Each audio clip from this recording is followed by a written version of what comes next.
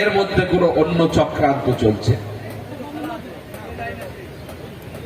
এই সরকারের ডেভেলপমেন্টের কথা বলে মানুষের কাছে মন জয় করার মতো আর কিছু নেই।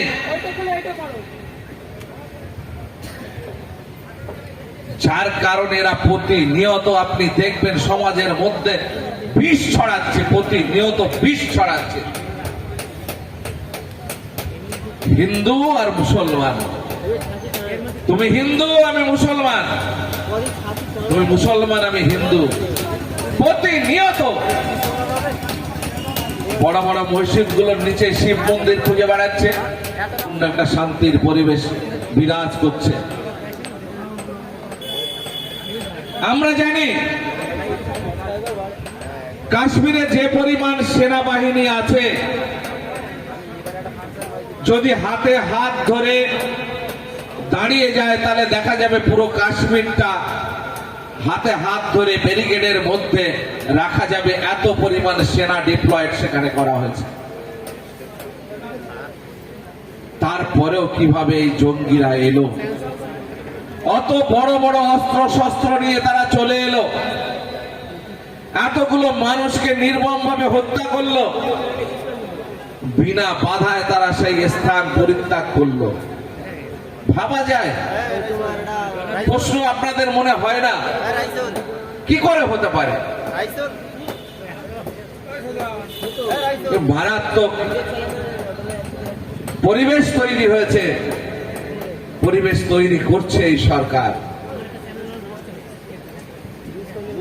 যাওয়া আসার পরে রাস্তায় অনেকগুলো চেকপোস্ট ছিল। একজন বিশিষ্ট সেনা আধিকারিক তার সোশ্যাল মিডিয়ায় কথায় আমরা যেটা জানতে পারি, চেকপোস্ট গুলোকে উঠিয়ে দেওয়া হয়েছে, যেখানে সাধারণত আসা যাওয়ার পথে গাড়ি বলেন, পর্যটক বলেন, যারাই বলেন, তাদেরকে নিখুঁত ভাবে চেক করা হয়। সেই জায়গাগুলো উঠিয়ে দেওয়া হলো কার পরামর্শে? তারপরে এরকম একটা ঘটনা ঘটে গেল। আমরা তো অন্য কিছু ভাবছি। গোটা ভারতবর্ষ যখন ওয়াকফ অ্যামেন্ডমেন্ট বিল নিয়ে উত্তাল, গোটা ভারতবর্ষে আন্দোলন চলছে, মানুষ রাস্তায় নেমে পড়েছে এই সরকারের বিরুদ্ধে আইন প্রত্যাহারের দাবিতে, সেরকম একটা মুহূর্তে কাশ্মীরে জঙ্গি হানা ঘটে গেল। এর দায় কাঁধে সরকার কি দায়তে এড়াতে পারেন?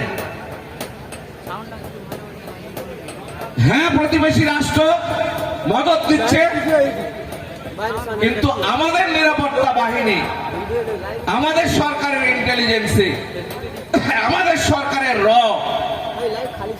তারা কেন ফেল করলো না? এর মধ্যে কোনো অন্য চক্রান্ত চলছে।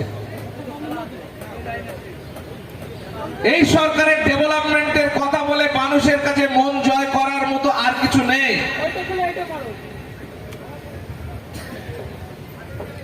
যার কারণে এরা প্রতিনিয়ত আপনি দেখবেন সমাজের মধ্যে বিষ ছড়াচ্ছে, প্রতিনিয়ত বিষ ছড়াচ্ছে। হিন্দু আর মুসলমান, তুমি হিন্দু আমি মুসলমান, তুমি মুসলমান আমি হিন্দু, প্রতিনিয়ত বড় বড় মসজিদ গুলোর নিচে শিব মন্দির খুঁজে বেড়াচ্ছে। মুসলমানরা দেশের শত্রু হিসাবে চিহ্নিত করার চেষ্টা হচ্ছে। ছেড়ে দাও, লাইন টাইন গজনি, ঠিক আছে ছেড়ে দাও, যেরকম আসছে থাক, লাইন দিতে হয়নি, বাদ দাও। কোথায় ওই গঙ্গা করে আওয়াজ হচ্ছে, লাইনটা খুলে খুললো, গঙ্গা করে আওয়াজ হচ্ছে। কাজ করার টাইম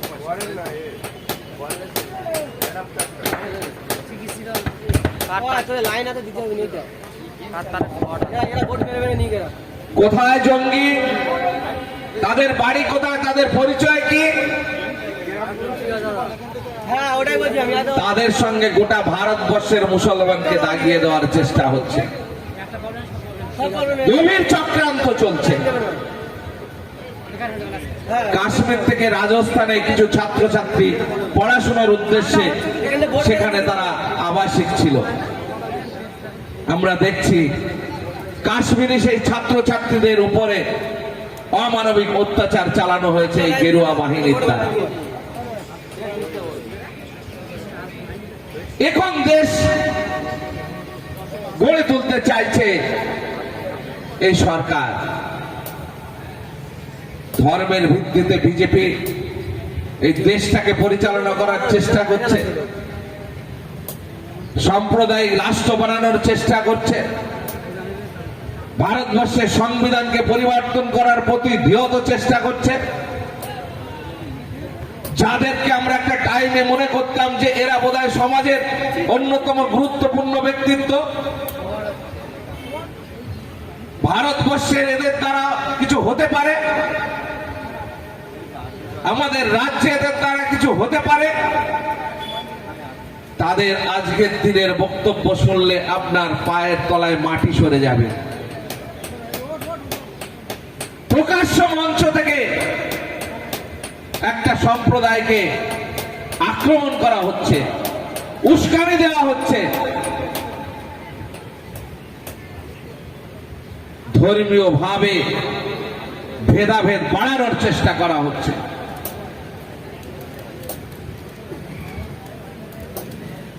আমাদের প্রিয় নেতা এসে গেছেন,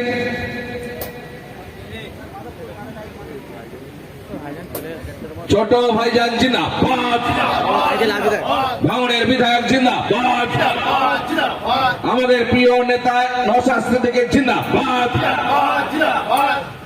আমাদের প্রিয় নেতা নওশাদ থেকে জিন্দাবাদ, ভাঙড়ের প্রিয় নেতা নওশাদ থেকে জিন্দাবাদ, আমাদের রাজ্যের অন্যতম বিরোধী মুখ নওশাদ থেকে জিন্দাবাদ, প্রতিবাদের অন্যতম মুখ নওশাদ থেকে জিন্দাবাদ, ইনকলাব জিন্দাবাদ।